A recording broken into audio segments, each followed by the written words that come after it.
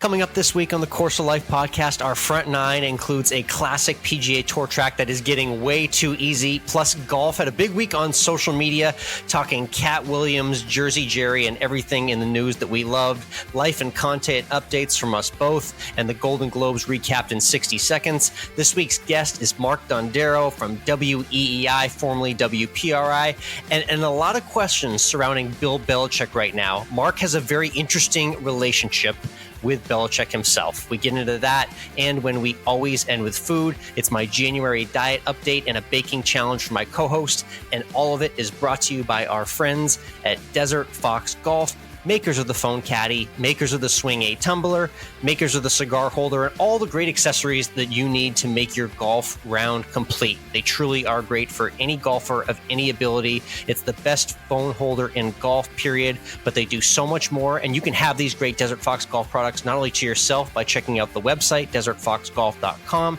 but you can have them at your next event. That's right, if you're playing an event or a tournament or a large scramble or a group event or a member guest or anything like that at your club, and you need better swag for your swag bag, just hit us up on Instagram at COL Podcast. That's right. Just send us a message, ask about Desert Fox Golf, and we'll tell you all the ways we can help hook you up with Desert Fox gear for your next golf event as well. So again, check out our friends at Desert Fox Golf.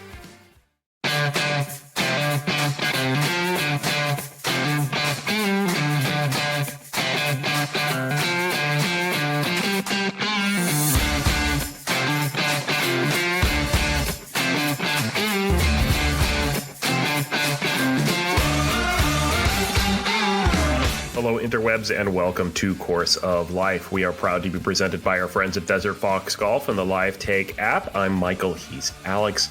And Alex, before we tee off, let's just do a little check-in. How you feeling? We're a week into January. How's the diet? Have we lost the 20 pounds yet? Not 20, maybe 2.2, and just that perfect amount of miserable that everyone is that's going through the January diet right now. You get over the hump maybe after like day 3 or 4, but getting past that first weekend and into week number 2, Mike, it's only for the strong, and only the strong will survive this month. So I wish everyone luck out there, and hopefully you're fighting off the cravings as vigorously as I am right now. You know, I think sugar-free gum is a good assistant during this, because it just gives you that mouth movement. So you're going to feel like you're eating when you're not eating. It's a time passer. I like that. Yeah, not a bad idea. I'll take that to the bank. Okay. That's what it is. But hey, the PGA Tour was back. Golf kicked off the 2024 season at the Sentry at Kapalua. And I said it last week. I said, like, even though this is a signature event now, it really is a hit and giggle, and 29 under par. I mean, I know. It's like, listen, I enjoy coming back to golf and seeing the birdies and the eagles, but it really is a demolition by the PGA Tour pros, especially when they don't get quite the breeze that they normally do. And 29 under par for 4 rounds. Yikes. Yeah. And it didn't Scotty Scheffler even have, the one, there's always someone who hits at like 400 yards on one of the holes here. Yep. There was a 477 yard Max Homa drive too, as well. Yeah. That's not a miscount right there. 477 down the hill, literally down the volcano, if you will, at Kapalua. So there were some crazy numbers to be had. Sung J M set the birdie record. I think he had 34 birdies in 4 rounds. Just absurd numbers coming out of week 1 of 2024. It has me asking the question, I don't know, do they need to do something to the plantation course? Is this too easy? It is definitely approaching that level in recent years. It's too easy to me to be a signature event. A signature event should be difficult. These guys shouldn't be at 20. Yeah, there should be a challenge here. We shouldn't be hitting mid 60s for every single round here. That's too much. Par 65 golf course. You don't like that? I think the answer actually is, instead of them changing the course, just make it a par 66. Yeah, seriously. Make it a par 66, or just swap it and make the Sony Open at WEEI, because that's the real test in Hawaii, which we'll get to in a little bit. That's coming up this week on the PGA Tour. There's a few funky golf headlines that made their way through social media, and they're all over the place, just showcasing how truly diverse this game is. Which direction do you want to start? Do you want to laugh at a live player? You want to talk Tiger? You want to talk celebrities? What are you feeling here? Well, I always like to laugh at Patrick Reed and Live Golf. And, we knew that these lawsuits that Patrick Reed brought against so many in the golf world, including Chambly and Gannett and Golf Week and all these other things. It was Everybody. just the stupidest thing I've ever seen. It's just part of that culture now that, oh, you made me feel bad, so I'm going to sue you for everything and tell you you're dumb. Yeah, and that goes on every side of the aisle too. Yeah. And the judge threw it out. The judge said, nope, you're the dumb one. You didn't rise to the occasion to prove that something bad was done to you. And by the way, you're a public person, so more can be said about you than you'd like to be said about you. And we're going to throw your case out, and you got to pay everybody's fees. So pay up. That was the whopper on the end. Is not only are we throwing this case out for the time that you've wasted for everyone, Patrick Reed, for these silly defamation lawsuits against media members just doing their job. We're actually going to make you pay them money back. That must have absolutely gritted his teeth to no level. He must be blowing his brains out at the thought that he actually has to pay the guys that he had sued months ago. Yeah, and I think what's hilarious, of course, is that Patrick Reed's lawyer has said they're gonna appeal. Appeal this ruling. That's great. And they're gonna keep going up. The quote, dishonest and unethical fake news golf media in the hip pocket of and dependent on the PGA Tour must be held to account for the callous and malicious attempts to destroy Mr. Reed. I mean, there's a lot of words there. There's a lot of words there. That guy, man, bless him for getting the Masters, because he has found a way to be in the annoying golf headlines year in and year out, and it ceases to stop with Patrick Reed. So another funny one from the world of golf. Let's get to Tiger real quick, because this is big news that just dropped before we started recording.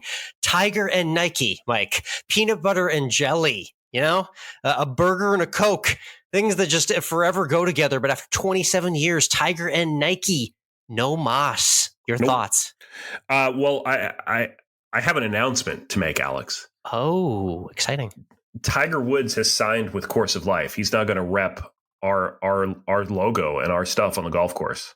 Yeah, we didn't want to wait. We wanted to wait till the right moment to drop the news. Obviously, subscribers are going to come flocking in now that news has been officially voided on a podcast. So yes, he is signed. We're still working on the merch line that he's going to rock at the Genesis, but we got a few weeks to figure that out. So it's the end of the run for Tiger and Nike. The swoosh, it's seemingly no longer going to be on Tiger Woods. If I speak seriously for a moment on it, honestly, I think he's going to come with his own line. It's giving me that vibe that he may partner with some brand, but it's going to be something that's his, with his name on it or his logo only. And it's going to be Tiger Woods Enterprise.llc.incorporated.co. And it's going to have his brand all over it, I think. Well, yeah. And it's going to be nothing but red and black. That's the only colors, red and black everywhere. Imagine if he just went with a standard uniform, just Sunday red all week, no matter what day it is. Wouldn't that really kind of make that Sunday red less special, though? It would, but honestly, it probably would make it a lot more, even more popular than it already is, if you can believe it. It's an extremely generic thing that would never happen in this universe, but in an alternate universe, Tiger Sunday red and black forever could be a thing. Yeah, that's true. So Tiger and Nike, dunzo. The other thing I think all of us should be dunzo with is what Katt Williams was preaching about. Thank you. He was asked by Shannon Sharpe, right? Shannon Sharpe. This interview, Mike, would normally not come up on a Course of Life episode when a former football player and a stand-up comedian are talking. But when it's the most viewed podcast video and maybe podcast episode, in the history of podcasts, Mike, 35 million views on YouTube of this interview with Katt Williams and Shannon Sharpe. How about that for some numbers? And I have several problems with Shannon Sharpe, but we'll talk just about during this clip that I saw of the podcast. And that is that Shannon Sharpe asked Katt Williams, found out Katt Williams plays golf, and it said to him, "Do you play the tips?" First of all, why are we encouraging people to play the tips?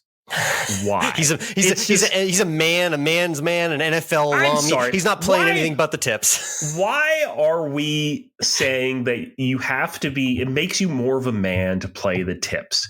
I think it makes you more of a I don't even want to say man, because then that sounds, that's not what we say anymore, right? I think it makes you more of a strong individual to recognize your talent or lack thereof and what brings you the most joy. And for Katt Williams, that's playing the most forward tees there is. And I adore him for it. I love Mike adoring Katt Williams in this podcast. Amazing thing I never thought would happen. But yeah, his take on golf was essentially, listen, they're not giving me anything extra to go play from further away. And the quote was a 1 in a million moment. So if you haven't seen the interview, be sure to check out Katt Williams, because essentially letting us know he plays it forward. He can make par. He's got a great short game. You don't get anything extra for playing the tips. That's right. I'm talking to you out there, the 25 handicap with the 185-yard slice that insists on playing the back tees every Saturday morning. I'm talking to you. Yeah. We go from stories that I think are worth talking about. Let's go to one that you're going to want to talk about, and I want absolutely nothing to do with, and that's Jersey Jerry. Yep, Jersey Jerry, Barstool Sports, the hole-in-one stream that captivated the world.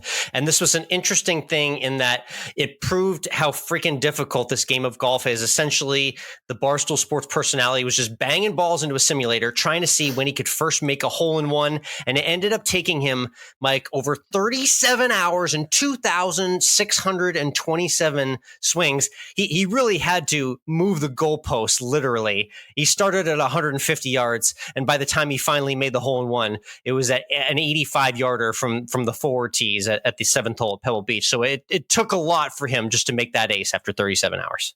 Yeah, I don't care. Also, I guess we could go down the rabbit hole of, does an ace on a simulator count?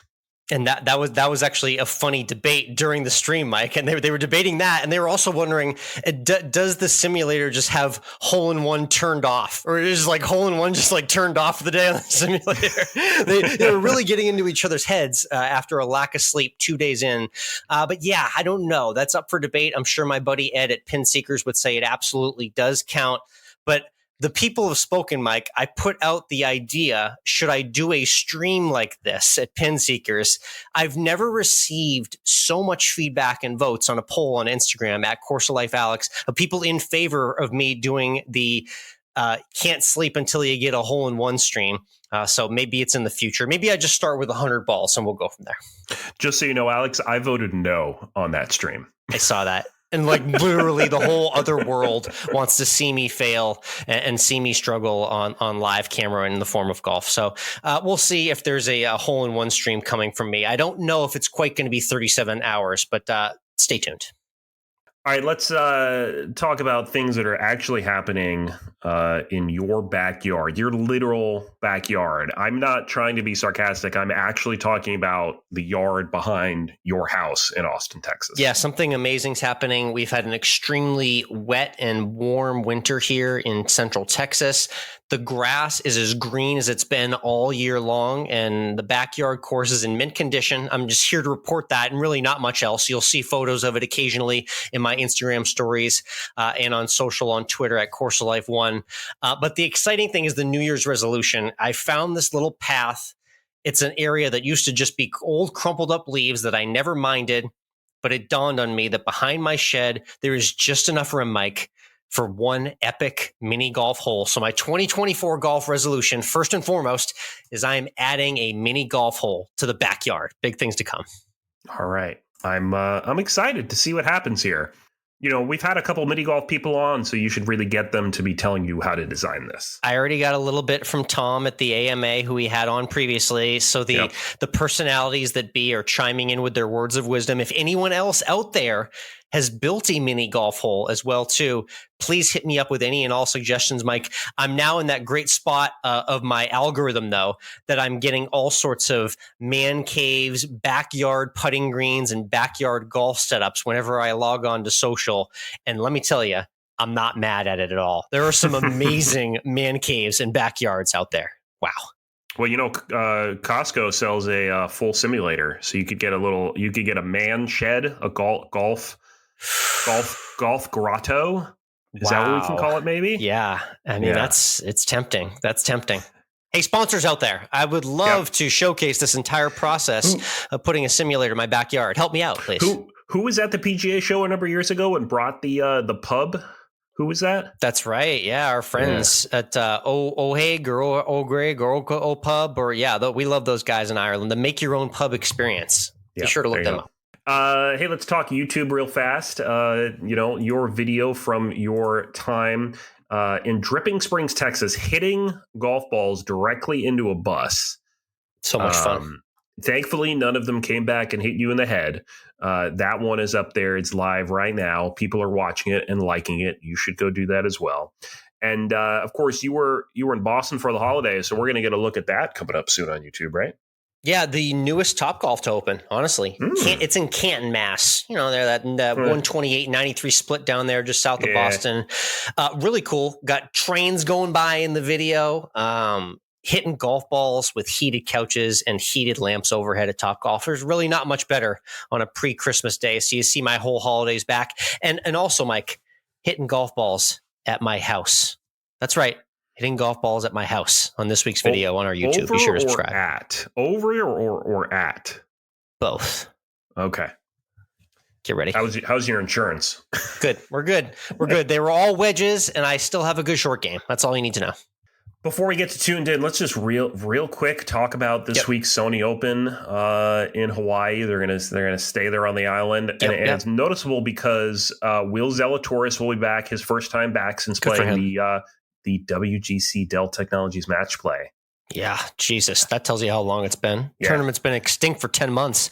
He's been battling back injuries for the better part of like 2 years now. So it'll be good to see Zalatoris back. And there's another guy who's kind of suffering from that right too. And you recognize his name because he just dropped off the face of the earth. Daniel Berger, kind of going through a similar thing as Will Zalatoris right now. So we're wishing Berger the best of luck, and hopefully he makes a return like Will did as well. The other big name returning to the Sony Open is Gary Woodland, who had brain surgery in September, has not played on tour since the Wyndham Championship in August.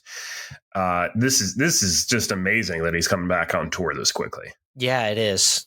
Big time Ironman stuff. We're going to hear probably a lot more this week about what that recovery was like. So always love a good inspirational story. And like you mentioned, second week in Hawaii, love Hawaii golf in the evenings, primetime action on the Golf Channel. And our boy Dylan Wu teeing up to start his 2024. He had a good finish here last year. So watch out for Dylan Wu on the leaderboards this week. And Wednesday evening, we'll get the picks up on Twitter at Course of Life 1 and on Threads as well, Course of Life Alex. Let's talk Golden Globes and tuned in here. It was last night. We're recording on Monday, so it was on a Sunday night. It's now on CBS instead of NBC. It's now part of Dick Clark Productions. It's not really the Hollywood Foreign Press anymore because we all got mad at them. We did. Because they were very white. And they went ahead and gave all the awards to the white scientist who invented a nuclear bomb. Yeah, Oppenheimer cleaned up in a word, in a sentence, in a thought. And The Bear also cleaned up, a show that I'm a big fan of. The headline right off the bat, Mike, I don't know if you've seen any Joe Coy comedy at all. Joe Coy, stand-up comedian, host of the Golden Globes on 8 days' notice. Definitely made a point to mention it. But overall, unfortunately, I'm going to call it a bomb. He kind of bombed the monologue and hosting experience. I know he was on short notice, so he probably was dealt the short end of the straw. But yeah, Oppenheimer and The Bear cleaned up. And in our Barbie movie, Mike, what happened there? I don't know.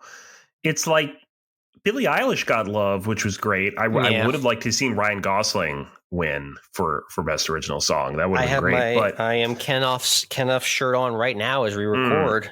I'm not wearing mine, but I do have it in there. And then we did get for Christmas, the Barbie soundtrack record. So we have been listening to that a lot. So nice, cool. And honestly, I would have picked the Dua Lipa song over Billie Eilish's, and they kind of got a fake-ish award that was new, the movie fans award for what they did in the box office, which was amazing, but it just felt like a little bit of a consolation prize. So yeah, overall, Oppenheimer, in the end, maybe getting the last laugh in the Barbenheimer debate of 2023. It's just, it's how it goes sometimes. On to the next one. Yep. All right, let's get to the turn and let's talk with this week's guest. We're going to talk more football after the interview, but you're going to talk football during the interview too, because you got a sports reporter and a radio host from New England who who just knows Coach Bill Belichick, right? Yeah. I mean, what a timely person to have on the show, right? It's not like Bill Belichick's in the news for anything, is he at all? Or, I don't know. Is he still coaching there? Have they made a decision yet? They might by the time the podcast comes out. So we'll see. Regardless, this is a really cool backstory with our next guest, Mark Dondero, WEEI, currently formerly WPRI. But, those Bill Belichick press conferences, Mike, they're always a doozy. You know how difficult he is with the media. So Mark takes a very different approach and always has to his dealings and press conference questions directed at one Bill Belichick. And I love him for it. We get into that and a lot more with Mark Dondero. We'll get to that conversation with Mark in just a second. But first, let's talk to you about Live Take. This is the app where sports debates are solved once and for all. And when you fire up the app, Alex, the first thing you see is just these kind of yes or no questions that people post on there, like who's going to win the game tonight? Is is this the end for Bill Belichick in New England? Who do you like in the playoffs? Yes or no questions. You vote. You see what other people are voting. You can submit these questions in there yourself for people to vote on. But the thing that we do every week as well is an actual live take. It's the namesake of the app, and that's where we, in our own little corners of the world, sit with our phones next to ourselves, and we talk into them about a topic for however long we feel is appropriate, and then we let you, the internet, decide who's right and who's wrong.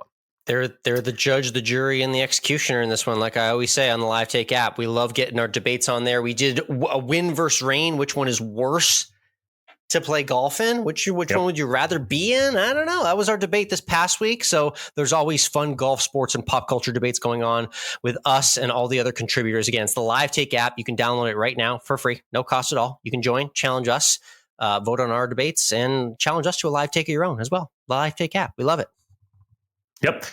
Find us on their COL podcast, Alex, COL podcast, Michael, and download it today from your app store. Live Take, let your take be heard.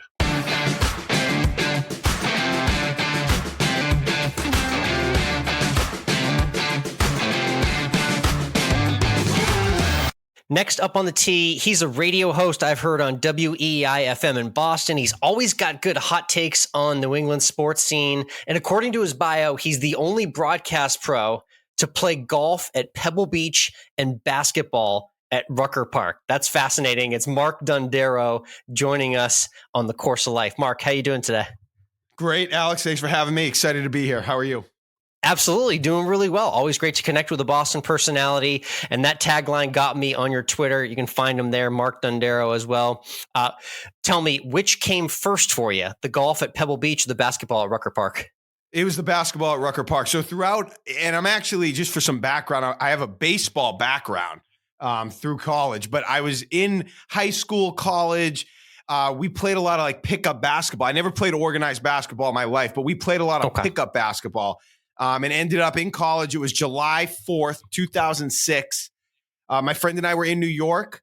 We had played some basketball at different street courts throughout the country. And we were like, let's go to, I wonder what they're doing at Rucker Park today. So we were in Manhattan. We took a train all the way out to Harlem and ended up at Rucker. They were having a big 4th of July barbecue in the park area and a ton of just open run basketball. So we jumped in for a big part of the afternoon and started playing basketball. And it was a memory that we have worth a lifetime, I guess, because it's on my Twitter feed.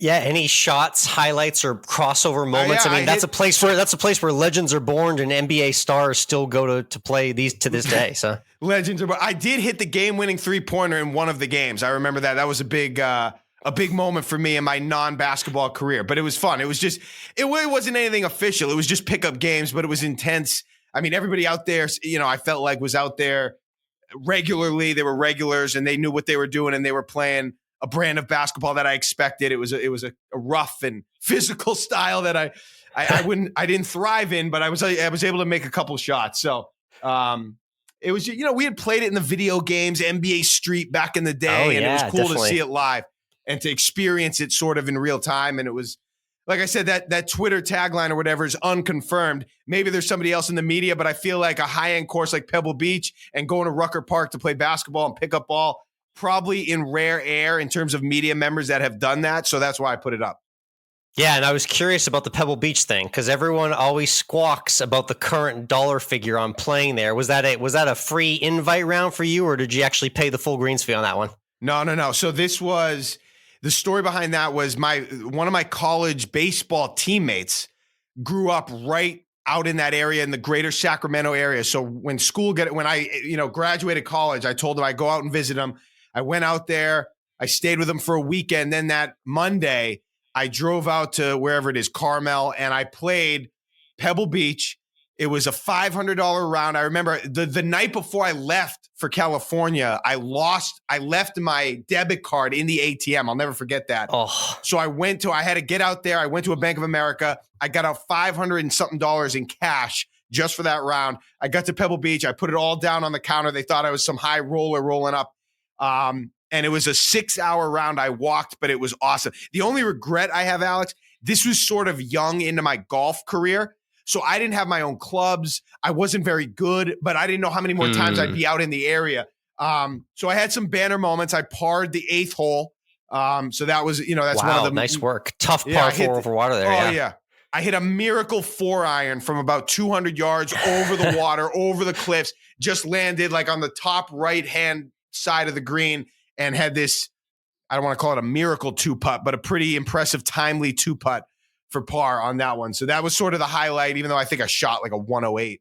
Yeah, not bad considering your amateur status in the game there to have that highlight on 8 of all holes too. I appreciate that. Not my own clubs. It wasn't my own clubs either. And I actually afterwards, there was like a thing in Golf Magazine or something that highlighted the 8th hole. So I took like a whiteout pen and I drew exactly where my shot track was. And I wrote that I got a 4 and I framed it. My wife makes fun of me, but I love that picture of me. Picture of very cool. There was a funny golf thing that just happened this week on social media as well, where Jersey Jerry, a member of the Barstool Sports staff, he actually was going on a simulator and seeing how long it would take him to make a hole-in-one, and he was playing the 7th at Pebble Beach, and it took him about 37 hours, close to a day and a half worth of golf, over 2,000 swings. How long do you think it would take you to make an ace on that 7th par 3 down the hill there? Well, I mean, Dwayne Wade did it, and how many? I've never had a hole-in-one, and to tell you the truth, I've hit a lot of good shots. I've never had a hole-in-one. I've never even come close to a hole-in-one, honestly. Not really. So I would think, Jersey Jerry or whatever. It'd probably be more than that for me. I'd probably get frustrated. I respect his grind and how he was able to kind of just persevere through all the adversity there. I have no idea how I would react to my 37th hour of trying to make a hole-in-one. So that might not have gone very smoothly for me. Something to think about next time anyone out there goes and plays Pebble. That was really cool to see. I love that tagline. So I originally heard... Yeah, go ahead. I wish I could go out to Pebble Beach and play the 7th hole for 37 hours straight and just keep trying. I'll tell you that. It is beautiful. Got to look at it full on this week. Very cool stuff. Mark, I'm curious. So I got to hear you over the holiday break on WEEI when I was back visiting family in the Boston area. I also know that you did a little bit of teaching and broadcasting as well, too, at the Connecticut School of Broadcasting. I'm curious, that doing that teaching, has that kind of reinvigorated or given a little bit of different perspective to the career in media you're doing right now? I mean, it certainly hasn't reinvigorated anything. And if anything, it was kind of depressing because it just highlighted, and this school that I was teaching at went under during the pandemic, which was very disappointing. And the program was really great. It was a good program. Oh, it's a famous school. The problem was, Alex, it was the business, as you know, it was changing so much and it was evolving so rapidly, and it made it hard for some of those students, a lot of whom aren't very young. Some of them came in, they were older than me. They were in their 30s, career change, trying to chase a passion they've always had, whatever it was. And it was just hard for them. I think a lot of the people that went to that school thought that they'd graduate and somebody would make a phone call and get them a job, which wasn't the case. It's just not realistic. And it highlighted how much the business had changed and how difficult it is to make it and to really get a good job that you can do full time all the time in a situation that works for you in terms of a lifestyle. But it was fun being around. It did reinvigorate me, I guess, in a little bit, being around people that wanted it so bad. And you feel like grateful that you had an opportunity to to do some of that work, even if it wasn't in a full-time capacity. So I guess that was something I've never really thought about it in that way, but that was something that was eye-opening to me. But it was a good experience. It was good people you were around. And yeah, I miss doing it. I miss teaching those people. Explain a little bit to our audience about your time in Rhode Island as well, and WPRI as a station. Our national audience is probably really curious what it's like covering sports for a station in Rhode Island specifically, but explain kind of Rhode Island's proximity to, everything going on in the New England Patriots world and New England sports as well, and kind of how that affected your reporting there. It's an interesting market because it is so close to Boston, but it's not Boston.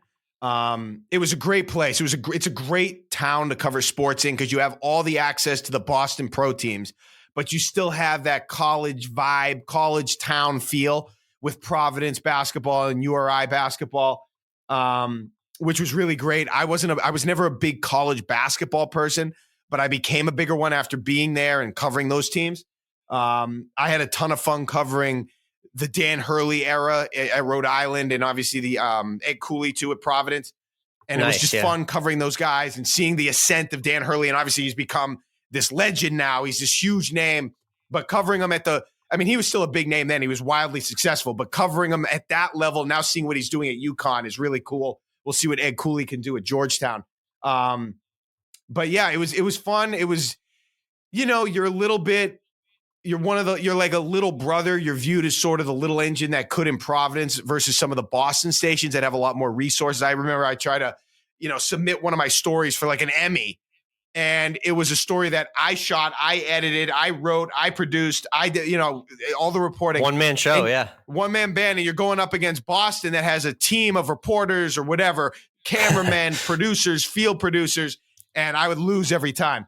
But it was a great thing. It was a great way to cover some of the teams that I had rooted for growing up. It got me back into the market. I was a beat reporter for the Patriots, which was, essentially a dream come true for 5 years.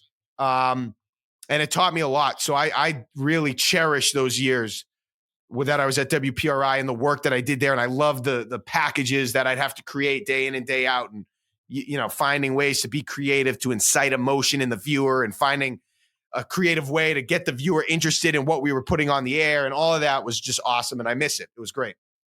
Very cool. Yeah. One thing I wanted to touch on with your covering the Patriots as well specifically is I want you to reframe a story that some of our audience may or may not know about a question that you asked Bill Belichick that kind of got a lot of circulation. It made waves in Boston, but not only there, on a national scale, even got to Jimmy Kimmel as well to explain the backstory of kind of what happened there in that question specifically. So let me just, so the Jimmy Kimmel thing was different, and there's actually a backstory to that I don't really talk about that publicly, but I'll tell you the story because it's interesting. I'd love to hear it. Yeah. So the Kimmel thing was a scenario that unfolded where the Patriots were playing the Carolina Panthers in October of 2017. It was a game at Gillette Stadium, and their defense was terrible. Okay, their defense hadn't been good for a few games, and it was bad again. They lost like 33 to 30. Yeah, Cam Newton beat them or something like that, right? Yeah, Cam Newton beat them 33 to 30. I remember was the final score, and they looked awful defensively. So I'm going into this. It's a Sunday night. And I'm like, how do I portray this? What can I do to be creative? So what I do is I talk to the producer, I talk to the director, and I say to them, I'm going to stage a bunch of mistakes, audio, technical malfunctions, whatever. And that's going to be the lead into the highlight. So I stage a bunch of mistakes. And then at the end of the on-camera lead-in, because the camera, they stayed on me the whole time as planned. At the end of it, I said, okay, so that was basically the TV equivalent of what the Patriots defense looked like on Sunday. So that was the punchline. Then from there, we went into the highlights, and you can find this on my Twitter. So that happened, and people that saw it blew up on Twitter, my social media. They loved it. They thought it was creative. It was a funny way to go about it. So then fast forward a few days later, this like nothing website that covers media, some watchdog website that covers local media and the people that screw up and they try to make fun of people that look bad on local TV. They put it on their website. I didn't know this. So they put it on their website. That's on a Tuesday. On a Wednesday, the people I'm working for see it. but they don't see it till later in the day, so I don't hear about it. Now, at this point, I'm off, and it's a Wednesday going into a Thursday. I'm off because sometimes, especially during the football season, my days off would be like middle of the week because you work sense, on the weekends. You're covering the games. So I was off Wednesday going into Thursday. I wake up on Thursday morning, and my phone is absolutely on fire. It's blown up. People overnight noticed that Jimmy Kimmel picked up that lead-in, and they featured it. So I get a call from my work at WPRI, and the guy says, he was like, you got to take down that lead-in you posted from Twitter. And I'm like laughing at him because I'm like, that's the legitimately, arguably at that time, the most successful thing I'd ever posted on social media. I'm Absolutely. like, people loved it. I had like saved all the comments. It was so good. People loved it. They knew what I was doing. They loved it. It was hilarious. I got all these comments. Literally people saying to me, I got to start watching WPRI more. Anyway, so cool. He says, you got to take it down because this website has picked it up and they put it on their website and we look bad. So I'm like, oh, bleep. I don't know if I can swear. I was like, oh, crap. They don't realize what happened. So I had to then inform him that it wasn't just this website that picked it up, this nothing website. I was like, Jimmy Kimmel aired it last night on his show live. So then it just a bleep storm unfolded, and they like had to circle the wagons unnecessarily because it was something that it's one of the honestly most proudest moments of my career. That's amazing. But they did not like it. They thought that I put the station in a negative light because I staged a mess up, and I actually got suspended 2 days without pay. And it was actually laughable. It was that moment. I remember I went home that night and I said to my wife, I was like, when my contract is up in April, I was like, I don't think I can do this here anymore. Because the lack of support and that mentality, the fact that I literally had people saying, I'm going to have to leave. I watched Channel 10, which is the big channel in Providence that everybody watches. I'm going to stop watching Channel 10 and start watching you people. I had people tweeting that at me, and I'm getting suspended without. It was a farce. It was an awful thing, and I felt terrible, and I couldn't believe it happened. And that was the story behind that. As far as the Belichick questions, there were a bunch of questions that would get national play, but one of them I asked, he like buried me on. And I got like eviscerated, and it went on all the Dan Patrick picked it up and he had me on talking about it. Rich Eisen and Julian Edelman were having a laugh on the Rich Eisen show about it. And I didn't regret it. Like I just, he pinned me down in a corner, and I rephrased the question, and he buried me because he didn't want to answer the question, which happened multiple times. That just happened to get picked up by the national media. And I actually, after the fact, wrote an article, like a feature article for the website about what exactly happens to your life after Bill Belichick eviscerates you at a press conference publicly.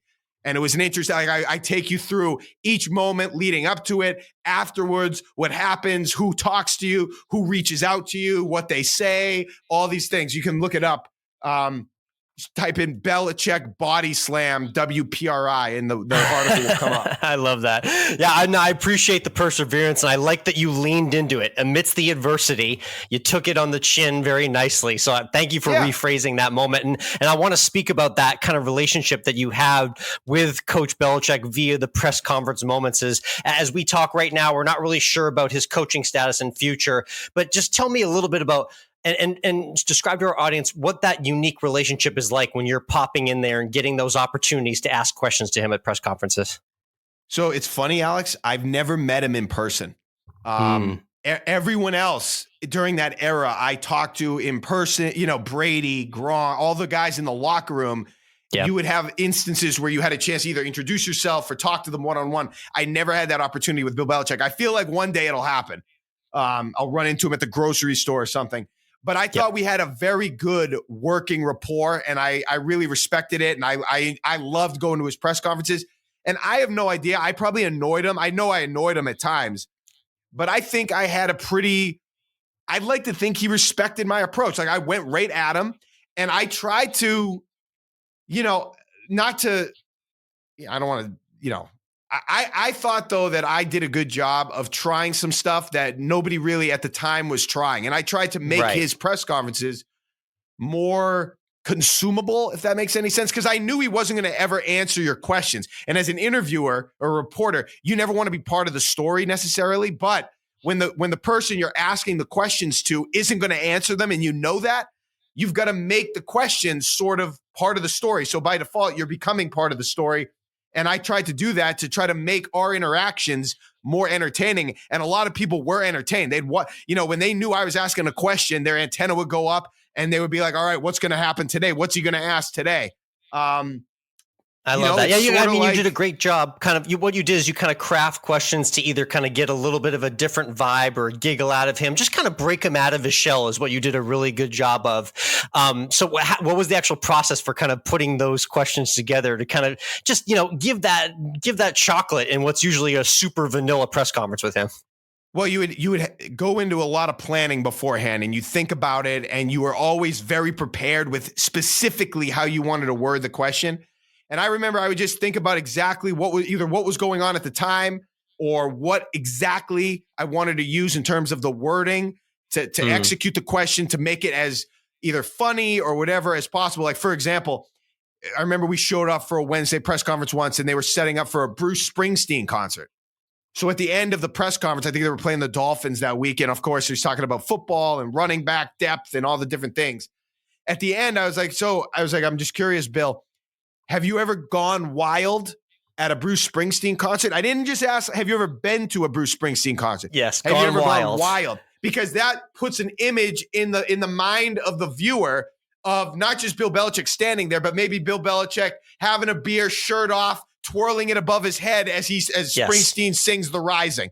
And it's a funny, so no matter what Belichick answers with, you've already sort of won, even if he just snorts at you and doesn't say anything. But in that instance, he laughed and was like, I've been to some wild Springsteen concerts. And then it's up to you to imagine whatever it is that you can imagine, how he was like at a wild Springsteen concert back in the day. So I really enjoyed that part of the job. I miss doing that part of the job. And if he is gone, I've tried to get WEEI, candidly, to try to, over the years, I've tried to get them to let me either have a role on the show that featured Belichick, because we did have a unique rapport, but it just never worked out where I was able to really get back in front of him or interview him ever again. So it'll be a bummer if he does leave and I'll never get a chance to interview him again or ask him any other questions, but I made the most of it when I did have the chance. Fascinating and a great transition. Shout out to our sponsor at Live Take. Let's get into some takes with Mark Dondero here at WEEI. And let's talk about Belichick, his future, regardless of kind of what happens here in the immediate future. Just overall, do you think you could see him coaching in a different part of the country, or is he just loving Nantucket life too much? If I had to pick, I would say he is not going to coach anywhere else. I think this might be it. But never say never. I could see it. I just don't think I would bet on that. Yes, if it was the right situation, especially an organization that had an established quarterback and maybe a team that was ready to win, I could see him doing that. I don't see it being a good situation going to an organization where he'd have to build it up from the ground again or start over or rebuild. I don't think that would be a thing he should be interested in at this point from my perspective. But yeah, if it was a situation where quarterback ready, they've been close, good defense, they just need a little tweak, maybe he could end up there. But I would think he would not do that and probably just either be involved with football in some capacity, maybe the media, dare I say, or maybe in an organization as a consultant of some sort, maybe with Navy, I don't know. But I don't know if I would bet on him coaching in the NFL again. I don't know if he has the bandwidth for it at this point at his age and given what situations may or may not be out there. Yeah, definitely. Especially you have to consider his age and where he's at in life too. So I agree with that. Let's skip to a couple other Boston sports teams. I'm down here in Texas and I get a lot of people asking about the Red Sox. And my general take, and I want to ask if you agree with it or not, is I just feel like in this new era, they're just a little too cheap on the market. Is that an old school thought process, where the Red Sox just aren't spending enough to get the big guys and they're always in on talks but never actually sign anybody? Or is there something more to what the Red Sox are doing right now? I think that's the crux of it. I just don't think they're aggressive enough. It seems like they've shifted their philosophy and some of their core principles. And, they're just not getting it done the way they used to. Simple as that. And some of the guys, the young guys who may still have a lot of promise attached to their games and their names, haven't shown it yet. So we'll see where they go. Craig Breslow is supposed to be some sort of pitching guru, so we'll see if they can cultivate any pitching to come out of the farm. But I think it just comes down to you're a big market team. You have money to spend. You have money that you can make to spend, and they're not doing it. And that's a big part of, the Red Sox, an organization like that, can essentially buy themselves or buy their way into contention every year. Doesn't mean they're going to win the World Series, but they could buy the talent to get them into relevancy every year. And they're not doing that. And they're trying to go to the bargain basement and shop at these places that don't really pay dividends or are conducive to the way that you used to shop. And it's hurt them. So I'd like to think that they're somewhat in a position to turn it around or be more aggressive. We haven't seen it to this point. Definitely, yeah. So that's the Sox and the Celtics real quick. I wanted to ask you because you have a phenomenal take that you brought up on the air in the past. I just want you to explain to everyone your what-if moment in Boston sports regarding the Celtics and Tim Duncan. Explain that what-if moment that you talk about a lot. Well, if they got Tim Duncan, it would just be fascinating to know where this organization would have been, because those were some lean years that they didn't enjoy or that they experienced because of the way the draft lottery went.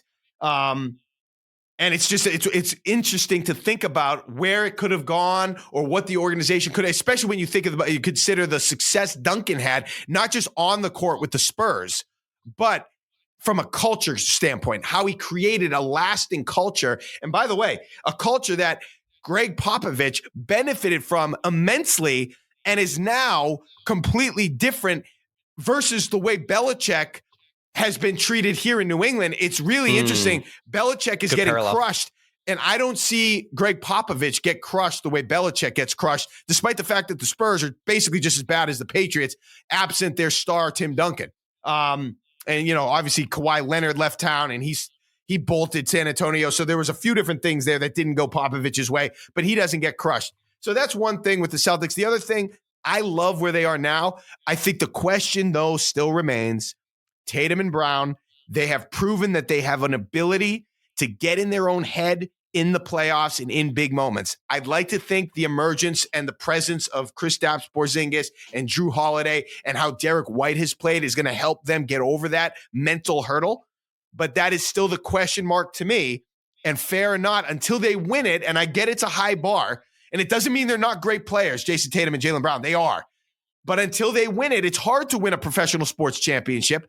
I just question whether or not that mental hurdle, that ability, I don't even want to call it an ability, but that tendency to get locked up and get in your own head in big spots and go cold and become inconsistent, if that will be the big thing that becomes once again their downfall in May and June, or if the core they have intact will be good enough in totality to get them over the hump with Tatum, with Brown, to win a championship. Yeah, very interesting takes indeed on Boston sports there. Again, we're thanking Mark Dondero for hopping on. Mark and Kitchen, WEEI. You can check him out on socials as well. Let's just get to some quick shot questions before we wrap up. I know you're a golfer, like you mentioned earlier. Golf's in a little bit of a mess right now. Just give me a 30-second prediction as to maybe what this whole LIV PGA Tour mess looks like, let's say a year from now. What do you think? I think they're gonna find some sort of common ground. I don't know what that's gonna mean for all the PGA Tour guys that did not take that big money, that big payday for LIV. Do I like LIV? I have never had a problem with LIV. I like the fact that they're exposing a lot of the PGA Tour deficiencies. What I don't like about it is that it's divided the tour. I like to watch the Players Championship. The fact that a lot of them are now not in that tournament sucks for me. The fields stink now when you look at regular PGA Tour. The field is not nearly as compelling as it used to. It used to be one of the best fields in golf. So the fact that it feels like working towards some type of common ground makes me happy. Rory McIlroy talking the way he's talking now makes me happy. I want the best players all playing against each other in the same tournaments. That's what's best for the game of golf. So that's what I'm rooting for. Definitely. Some random ones I wanted to get to. Let's get back to our generation a little bit, because I could tell by what things you post on social that we're definitely on the same wavelengths. Favorite throwback video game, and I'm talking about that juicy N64 era from our childhood. Oh boy. If you're talking N64, I'll tell you the game I used to love. Ken Griffey Jr. Slugfest. Do you remember that one? It was like yes. You could do the code where me. Griffey would point towards the outfield and you'd hit it out every time. That was probably my favorite game from that generation in terms of sports games. I loved all the NBA Jam games. If you want to go a little bit further along, the 2001 area in that range was NBA Street. I referenced it. That was probably my favorite game of all time because when you were on N64, I remember they had NBA Hang Time, NBA Jam, and I'd always search for the street court, the playground court. Maybe this is why I ended up playing at Rucker Park. Makes sense but now, it was just, it was, I always thought it was cool to play in the game outside of the gyms and the arenas on those street courts. When they came out with an entire game filled with it, I was like, this is life-changing. So that was probably my favorite individual game of all time. My favorite game series of all time, NCAA football, 2001, that range of NCAA football games. I loved the old NCAA football games from that generation. And yeah, I'm hearing really they're trying to finally bring that back, right? After a long trying to layoff. bring it back, but that would be fun. But college football is such a huge disaster right now. I don't know how interested in the game I would be, honestly. I'd probably have to check it out. But the conference realignment, the 12 team, the playoff would be cool. I'm not sure if I get the sensation that I got back in the day playing the game where you had to win every single game in the season in order to make the national championship. Now you wouldn't have to do that if you played a season with a 12 team playoff. You could lose 2 or 3 games. Make the tournament, make the, all those things. So I don't know if I'd like it as much, but I used to love those NCAA football video games. Yeah, I'll be curious to see what that reincarnation looks like. And then one other throwback thing I want to touch on to you is give me your favorite memory from the old Foxborough Stadium. I was a 10 or 11-year-old boy getting squished by drunken fans and probably saw a lot more than I needed to at that age from the debauchery and behavior in the 200 sections there. But what's your favorite memory from the old Foxborough Stadium, Patriots? My being there or watching, my favorite memory obviously is just watching. I wasn't at the Snow Bowl, but I watched that was awesome to see, and to close out the stadium in that way was awesome. Personally, though, I was at the game. You think about it, you'll remember it. It was the game that started that run. It was against the Saints. It was like the Sunday after Thanksgiving. It was a rainy night, and the Patriots at the time were 5-5. They won that game against Aaron Brooks, Ricky Williams, and the Saints. I think Ricky was still on the Saints at that time. And they never lost again. And it was that night in the rain and just seeing it at the old Foxborough Stadium. That was the only time I think I was actually at the old Foxborough Stadium, I think, inside of it. But it was that was an awesome moment to be there at that game in that season and to say you're at the game that kind of started the run. Like I said, they didn't lose again that year. That was awesome. That was an awesome night. Yeah, Mark, blessed to say I was at every single one of those 2001 games at Gillette Stadium. Really? What an amazing year. Yeah, even the Raiders game. Even the Raiders game. Yep. Wow. Great memories, man. Mark, let's wrap with our 19th hole question, which we ask all our guests on the show here. When you get in from around, whether it's at Pebble Beach or just your favorite local course, what's your favorite thing to order at the 19th hole, your go-to meal and drink order?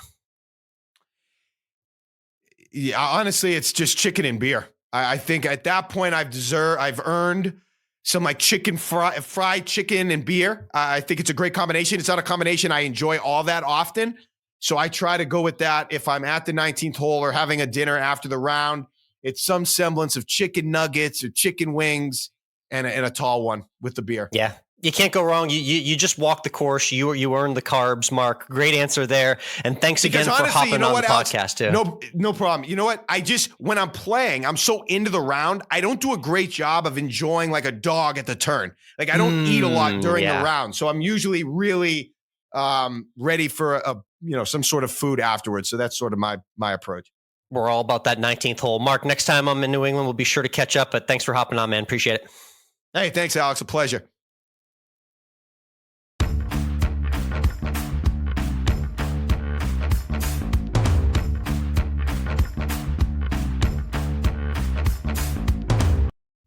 Course of Life podcast is brought to you by Zencastr. We've been using Zencastr here since almost the very beginning as how Alex and I record this podcast from hundreds of miles away. and it provides us with great quality audio that works every time. And it's something that makes Course of Life what it is and has kept us being able to make consistent episodes every week. And now it's super easy to record a podcast with Zencastr. You log in using your browser and start recording a high quality podcast right away. You record studio quality sound and up to 4K video with your guests. You feel a sense of zen knowing Zencastr's multi-layered backups ensure you always have your recordings in the highest quality, even if the connection is unstable. And have you ever wondered what you actually sound like? Zencastr's post-production process makes you sound buttery smooth. It automatically removes those ums and ahs in your recording. It removes those awkward pauses in conversation too. Set the right podcast loudness and levels while reducing background noise with the click of a button. Head on over to zencastr.com/pricing and use our promo code Course of Life to get 30% off your first month of any Zencastr paid plan. We want you to have the same easy experiences we do for all of your podcasting and content needs. Again, that's zencastr.com/pricing and our promo code Course of Life. Zencastr, it's time to share your story.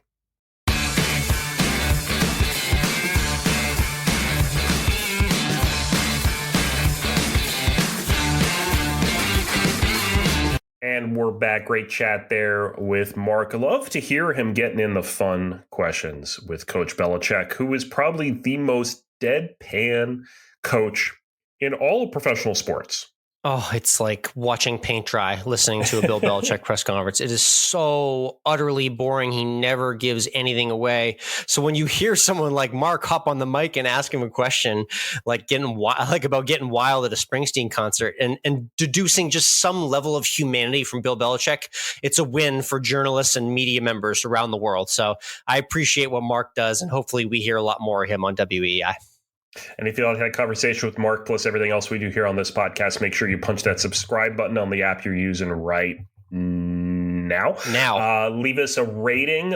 4 stars is ideal. 3 and less is okay. If you're not going to leave us any stars, then go listen to some other podcast. I don't really want you anymore.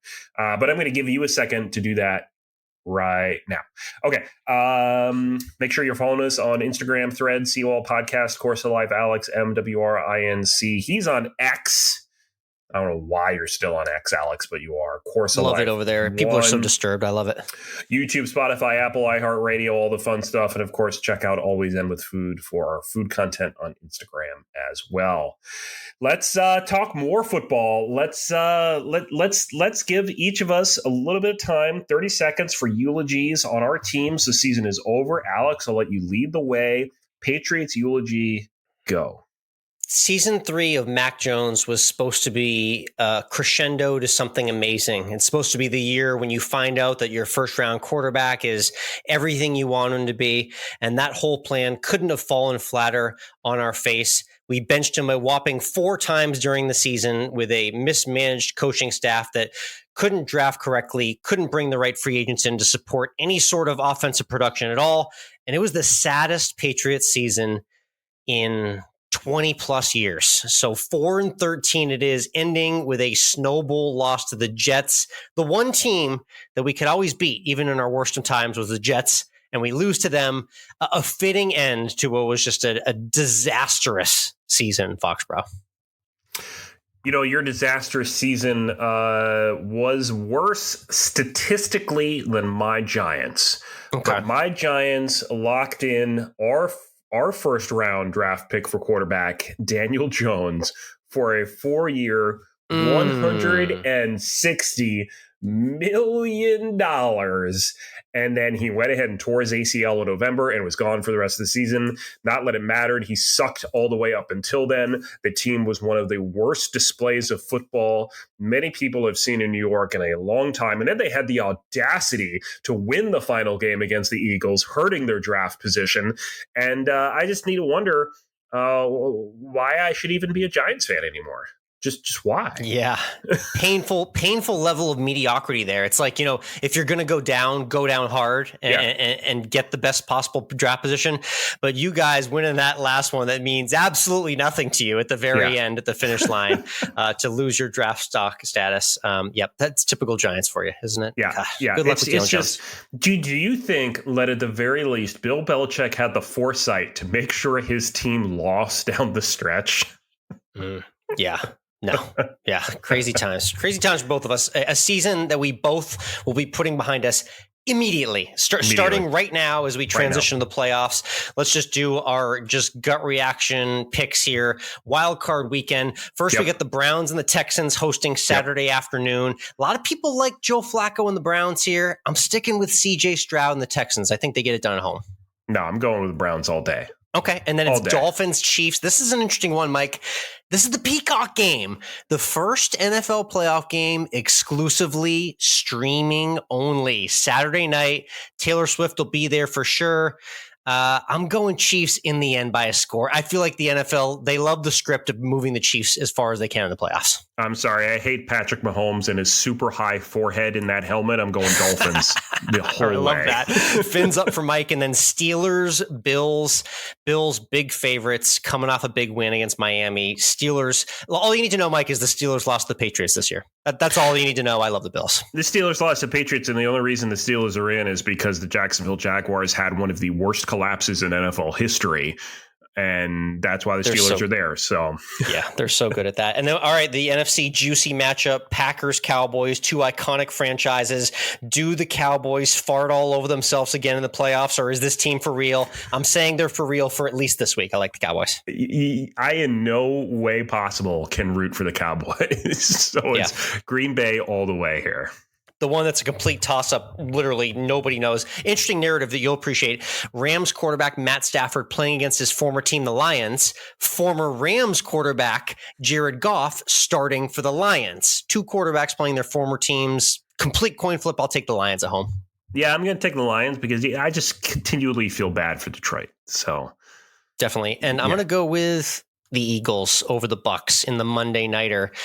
Busy next Monday night. By the way, we got the Iowa caucuses, Monday night playoff game, and the Emmys all in one night. So busy night there. I'll take the Eagles in the final wild card game, though. I say the Eagles continue their fantastical collapse, and the Bucks squeeze out a win. That would be funny if that happens. So that's the NFL playoffs there in a minute or two. Best of luck to everyone there in wild card weekend. All right, let's hashtag AlwaysEndWithFood.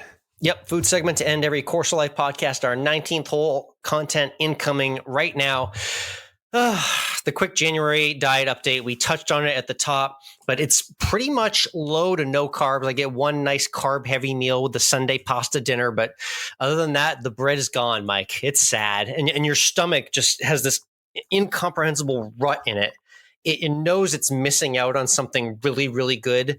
And I'm just depriving myself, but it's working so far. So we're 1 week in and a couple weeks to go on the diet. All right. I'm happy for you. Thanks. It's over soon. It's not very long, people out there. You think I'm powering through for like months? No, not at all. This is like a 21, 25 day diet here. I'll see you party animals at the end of January. Don't worry. All right. For me, I think it's time to announce something that happens to be corresponding with the New Year's, but it's not a New Year's resolution. Okay. I just want to put that out there because people are going to say it is. I've decided I'm tired of my wife saying every time we watch a baking show that I should make that, whatever that is on the screen at the time. So every month this year, I'm going to challenge myself and bake something I've never baked before. I love that. I'm here to showcase it to our audience at Always End With Food on Instagram as well, too. Has anything come across yet? I've watched one episode of Kids Baking so far this year, but I wasn't too inspired. I was actually half asleep for it. So what do you think could be first on the menu here? So I can tell you what's going to be first on the menu. It's going to be something that is simple, but it's going to come down to what flavors I decide to do in it. And that is just a simple classic eclair. Oh, yes. Timeless. And you know, you gotta, it's okay to play the hits right off the bat. There's nothing wrong with that. So an eclair absolutely fits the vibe to start the challenge. So I look forward to seeing Mike's eclair again at Always End With Food. You can check him out at MWRINC on Instagram. I'm at Course of Life Alex, and that's a wrap on this week's Course of Life podcast. Thank you for tuning in. Be sure to subscribe right now if you already haven't. Until then, have a good week.